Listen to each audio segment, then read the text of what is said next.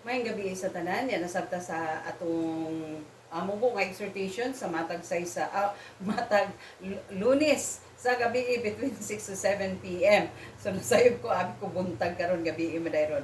No, so niata karon sa Hebrews chapter 13 verse 21.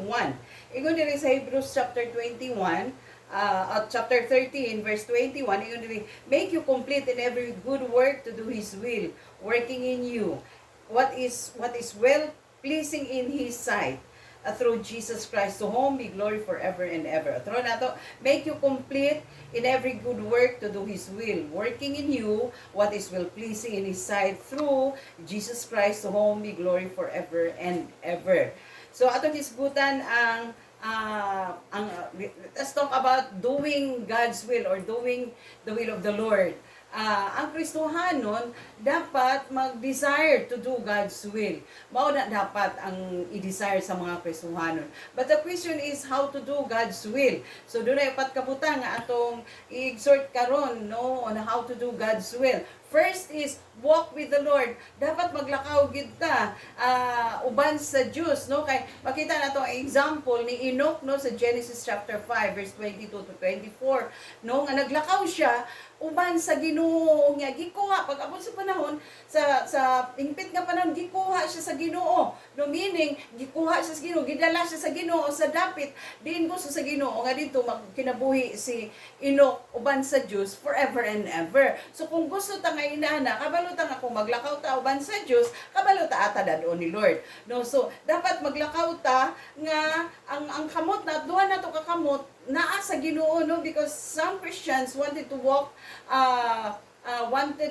with God, wanted to hold on God with one hand, pero ang isa ka kamot tuwa sa kalibutan gahawid. Dili na ang gusto ni Lord, if you wanted to walk together with Him, gusto ni Lord nga everything of you magkuyog yun, maglakaw ban kaniya, no? Dili pwede nga isa ka kamot naghawid kaniya while walking together with Him, and ang isa pud ka kamot naghawid pud sa kalibutan. Ang gusto ni Lord nga everything of you, no? Maglakaw gyud uban kaniya. So that's the first one nga atong himuon no in order to do the will of God. So number one is walk with God. Second is invest in the Lord, because ang word nga will ang atong gikuhaan og acronym no. Letter I stands for invest in the Lord. Unsay but pasabot sa invest in the Lord? Nakabalo ta in Matthew chapter 6 verse 20, ingon dito nga, but lay up for yourselves treasures nga kanang magkuan kuno ta magtipig kuno ta og mga bahandi dili ni kalibutan kun dito sa langit. So inaana ang principle tan-aon basahon gyud nato sa Matthew chapter 6 verse 20 para maklaro nato. This is the principle of God nga lisod kaayo himuon kung wala nato kaayo nasabti lisod kaayo i-aplikar sa atong kinabuhi. Ingon diri sa verse 20 but lay up for yourselves treasures in heaven, where neither moth nor rust destroys, and where thieves do not break in and steal. No, kay ang atong katiguman nga bahandi dinhi nga kalibutan, mahurot man, makawat o matay-an no, ang mga bahandi nga atong i-invest dinhi nga kalibutan. Pero kung i-invest nato ang atong bahandi dito sa langit, siguradong gyud ta safety kaayo sa nga tanan. So, invest in the Lord your time, your talent, your treasures, imbes nga pahimuslan ni sa kalibutan, Diyos na lang ang magpahimulos ni ini. In the first place, siya ang tag-iyan ng ining tanan. So, mara siya ang ikaduha no nga, we were admonished no to lay up our treasures in heaven.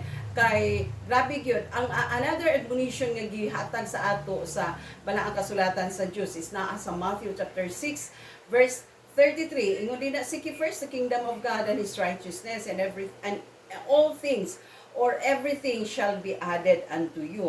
Matthew chapter 6 verse 33. So invest in the Lord no para nga mapalapad ug dugang ang iyang gingharian dinhi sa yuta. Then the third is look to the Lord.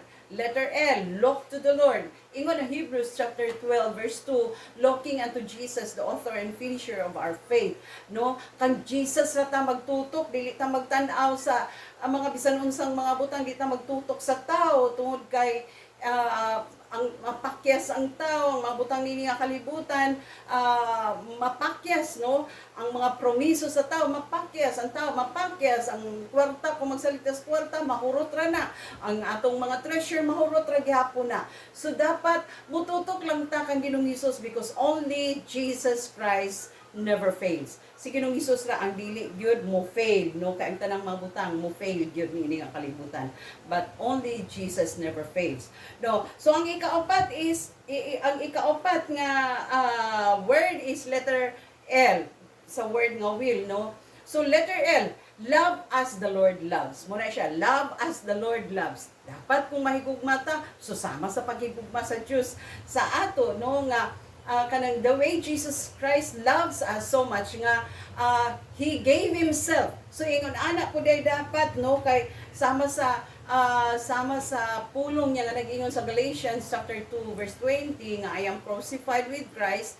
Nevertheless, I live, yet not I, but Christ liveth in me, and the life which I now live, kitang mga Kristohanon, kinabuhi, nga atong gikinabuhi karon, no, the life which I now live, I live it for the Son of God, who loved me, and gave Himself for me. Ang tinuod ay nga nahigugma, willing to give Himself, no, willing to sacrifice, no, inaana. So kung inaana ang Ginoo, inaana si Lord mahigugma nato, dapat kung mahigugma pud ta, inaana pud nga klase, inaana pud nga pamaagi kita mahigugma nga willing to sacrifice, willing to give ourselves to the one that we love, no. So mo na siyang upat ka butang nga importante kaayo natong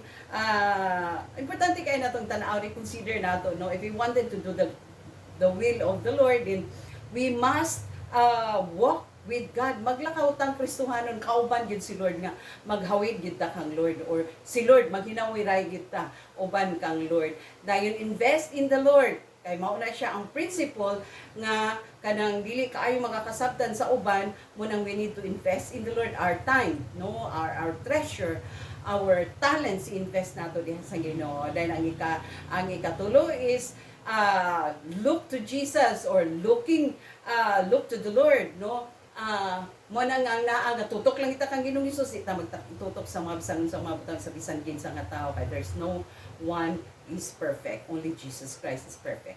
Dayon, love as the Lord loves. Sa ikaupat, love as the Lord loves.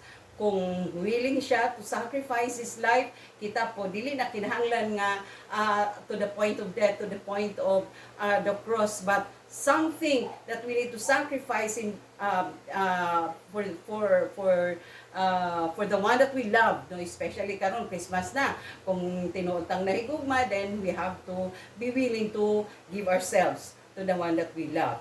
So muna na ang upat ka butang nga at ako ma-share, ma-exhort upat ka butang on how to do the will of the Lord. Amen. God bless us all until next Monday.